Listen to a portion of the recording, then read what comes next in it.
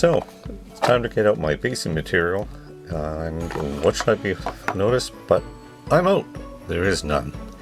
Or just scripts and scraps left. So, I figure, time to make up some more. It's always kind of a sad day when you go reaching for this stuff and there's nothing left. So, I'm going to make up some, and the point of this video is to demonstrate what I use for basing and how I made it, which is nothing very fancy. But here we go. So this is what I use to make up my basing material. I usually make it in advance. Now I've got this handy dandy tub that seals and keeps moisture in and everything. I can make lots of it at a time, so I don't actually have to constantly be doing this. And only was constantly doing this because I was painting so many figures that I constantly needed to make more of the stuff. Not really quite what's happening, but I'm on a bit of a roll lately. So some of this really is kind of optional material, I suppose, mostly the Liquitex, but we'll pick up the camera and scan over towards that and you can see what I have. So this is a flexible modeling agent paste, as it says. It's gel form and it's got some rough texture embedded into it. Given the amount of rough texture that I ultimately wind up throwing into this mix, I'm not certain how much this is really adding to anything, but I bought it ages ago, used it on and off for a variety of things, and figure I might as well just keep going with it until I've used up, and then we'll probably see what it's like without it. Basic Dollarama Elmer's glue, so very inexpensive. That gets mixed in with everything. Burnt umber, again from Dollarama. Good sized bottle, costs next to nothing. Fine ballast, this is probably the most expensive of the things that I'm using. But I'm not burning through this stuff, so it seems to be working fine for me. Over the years I've picked up an awful lot of different scenic material used for different things, and now I've got tubs of this stuff lying around because I've changed patterns or styles, what have you, and so I get to throw that into the mix. And then this, which really is difficult to see, I don't have the packaging anymore. This is supposed to be mixed in with like household paints, things like that, to give your paint a little bit of texture. I'll try and move in on it. This is the most ultra lightweight material, whatever the heck it is. It just floats around. Yeah, there's no weight, no substance or anything like that. I've only recently started using this for this purpose, most because it's been lying around doing nothing for years. So I thought I might as well make use of it.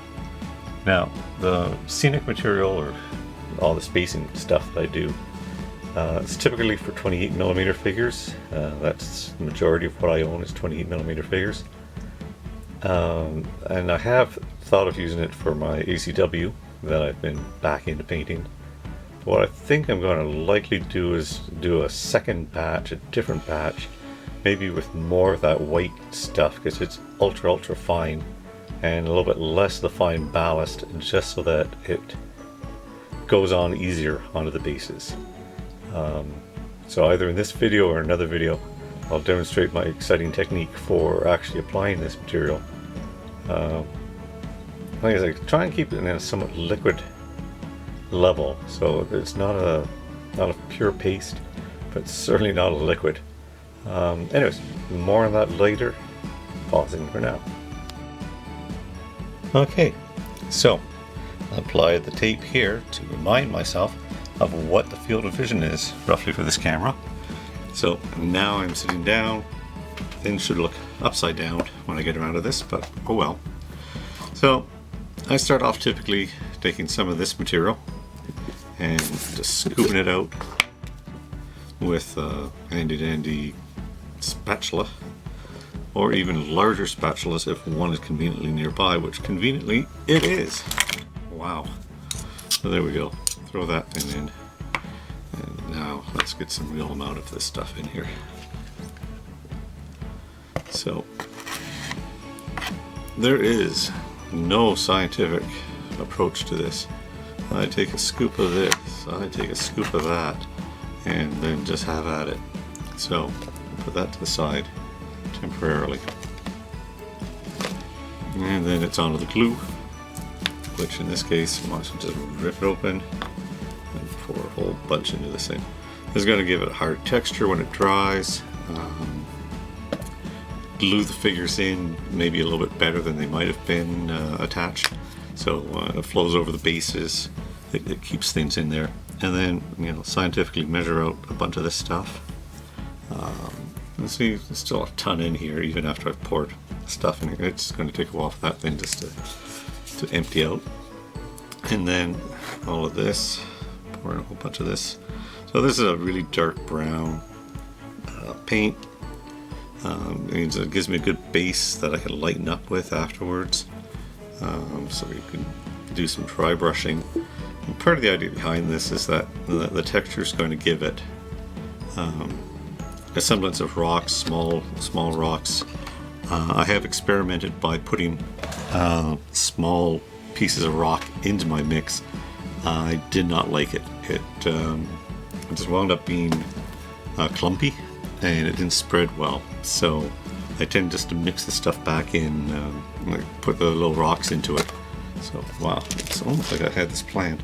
So I've got all this type of stuff, a larger mix of material. So I had thrown some of that in before, don't like it, so now I add it after I've done the basing. And again, conveniently, there's just something lying around here to handle this, so we're going to move that to the side. And this ultra lightweight stuff is just, you know, it's super lightweight, but it does all add texture to things, and there'll be small amounts of texture. It doesn't necessarily clump together from what I've seen, so it gives me just more aspect, more element to what I'm doing. And then after that, it just basically is essentially just mixing up of everything, and then sort of feeling what the consistency is, if it's a consistency that one likes. Again, a little careful at the start, just to make sure that you get all that little white junk into it, because otherwise it will just sort of float around and it won't get much use out of it. So there we go. So now we can just get going on the mixing of this thing. I've rested on the table, my hand, so I'm certain that there's been vibration shaking through the camera. Sorry about that. But this is where we're going at with this. So like I said, just keep mixing it. You can see that the shade comes off a little bit lighter. It's a mixture of the white glue, the white paste, everything like that that's bringing down this color. But you know, you keep stirring it and you get good sort of slurry. Like I said, it's not a pure liquid. I really wouldn't call it a pure paste either. It's it just works out to be a really decent mix. And that's almost it. Now, because I really don't like doing this that often, I'm going to try and add a little bit more of everything into it, so that I don't have to make this thing again. So more of the brown paint. And again, it doesn't matter in my mind's eye what I do with this, because it's going to be dry brushed over anyways. It might even be painted over. So when I'm doing my Martian stuff, I tend to use this as a base of my bases. Anyways, the base coating on the bases, and then I use, again, a Dollarama paint, a cinnamon brown paint, to sort of do a overbrush, dry brush over top of this, so that the base becomes a little bit more reddish brown. And then when that dries, I do a dry brush of autumn color. I forget exactly what it's called, but it's basically an autumn red, and that allows it to pick up all the points and look sort of like a reddish terrain, like Mars maybe is, or not, but certainly is in my gaming purposes. So again, just mixing this thing up a bit, not even paying the slightest attention to what I'm doing now. But I tell you, that white dust stuff, it's just, yeah. So I've mixed in some of that instantly, and I've still got a large tub of this. That's not going anywhere soon. I'm not going to be running out of that anytime, unless I start coming up with some other projects to do on a more grandiose scale. Yes, a mask would probably have been a good idea with all that fibrous material floating around. So, there's that. I don't know, anybody remember I was throwing any more glue in this thing? I don't know if I did or not, but time to throw some more glue into it. So, there we go. Who knows, maybe this fine audio will be re-recorded if I go back and listen to it and find out it's absolutely useless or horrible or something like that, but for now. So there you go. That is pretty much it. And this stuff stays in this container at least an indefinite amount of time, because there, that's a nice consistency from my viewpoint. Yeah, because it's quite an airtight container, so I can make a lot of this up in advance. So I don't have to be too concerned about it drying out. And if it does, I just mix in. It hasn't yet, so I've never experimented with this, but assuming that it does dry out at some point, I would just add more glue, maybe some water or something like that, just to thin it out again. But that's it. So whatever size this container is, it's been done, and there you go. So now that it looks like I'm recording, I am, yay. I got a bunch of Martians here that I just recently painted up. So let's see how this thing works for consistency and how easy it is to apply onto it. So according to my little green lines, that must be just about out of shot of camera range. There we go. So I'll throw that thing in. So I use that small little spatula that it came with. Throw this thing in. Boom, boom, boom, boom. And scrape it up there. Hopefully the camera's showing some of this. But I'll take a look afterwards to see what I've got and re-record if I have to. But anyways, mutter is certain what this fine microphone is picking up for me. Now, quickly scratch along that. That takes almost no time at all.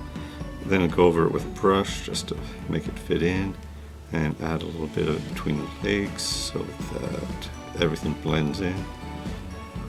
Covers up the base reasonably well so that you don't see the sharp edges of the base of the figure sort of mounted on. If you got too much, just scrape it off, rework it again. And as I said, color doesn't matter. If it really does dry, it will dry darker than this. And should it actually not dry as dark as one wants, a quick brushing over, do something to fix it up. Oops, sorry. There you go. Simple as that. It's still got some rough texture in it that you can see. It will dry with a rough texture, and that's pretty much it. So I'm going to work on these guys. Maybe I'll come back when they're dry. Maybe I'll get bored and move on to something else. Being unfocused as I am, I have half a dozen more things I'm working on the table way over there. So that's it. Like I said, it takes no time at all. Some of this stuff is such a thin material too.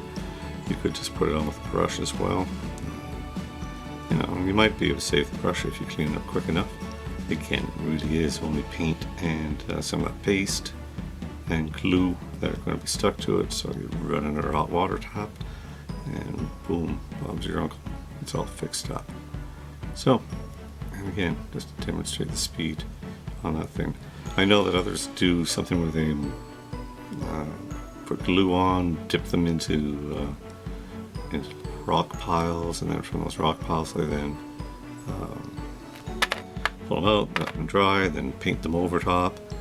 I figure this just kind of cuts out part of that by giving myself a pre-painted base that I then just dry brush, so I don't have to go over it a couple of times. I don't know, but that's how I've been doing it. And there we go for now. Just looking around here to see if I had anything within reach, and I don't this time, to demonstrate the awesomeness of how this looks, so I'll be back. So this is my French cavalry that I did recently. They're set up for Martian service, so I don't know if one can see that enough, but there's the basing. So what I wind up doing beyond the basing is once I spread it all out, I let it dry. I dry brush over it with a lighter shade, so that brings out, here's a guy that brings out some mixed coloring. Then I got a specific grass, I think it's a burnt, Woodland Scenics burnt summer grass, what have you, that I put onto that. And then I've been using Woodland Scenics red and yellows, as you can see, to simulate the Martian field, and then scatter on some lava rocks. So my entire Martian coloring is based on the fact that I found a whole bunch of lava rocks and then tried to get the colors to adjust to the lava rock that I have. So I can put on scale-wise large chunks of rock. So that's just lava rock that I found once upon a time, and I use that as my basic color scheme for almost any of my Martian stuff. So there's a bunch of French cavalry now in disarray, but that's the end result. And again, it gives a fairly firm base.